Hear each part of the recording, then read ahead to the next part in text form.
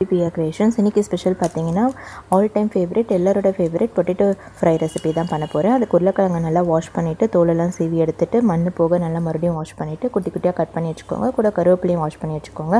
எப்படி குயிக்காக இதை ஈஸியாக பண்ணிடலாம். எல்லாத்துக்குமே ரொம்ப ஏற்ற சைட் டிஷ்ஷாக ரைஸ் ரெசிபிக்கு.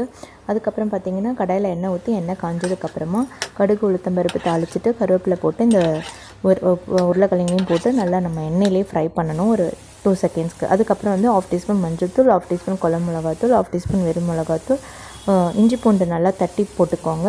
அது ரொம்ப நல்லா டேஸ்ட்டாக இருக்கும். ஒரு 6 பல் பூண்டு, ஒரு சின்ன துண்டு இஞ்சி தட்டி அதையும் போட்டுட்டு தேவையான அளவு உப்பு சேர்த்து மறுபடியும் எல்லாத்தையும் நல்லா கலரிட்டு தண்ணிலாம் எதுவுமே ஊற்றக்கூடாது.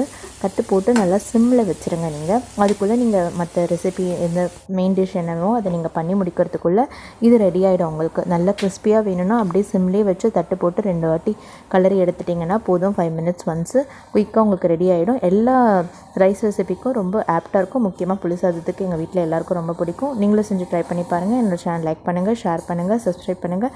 தேங்க்யூ ஃபார் வாட்சிங் மை சேனல் ஃப்ரெண்ட்ஸ்.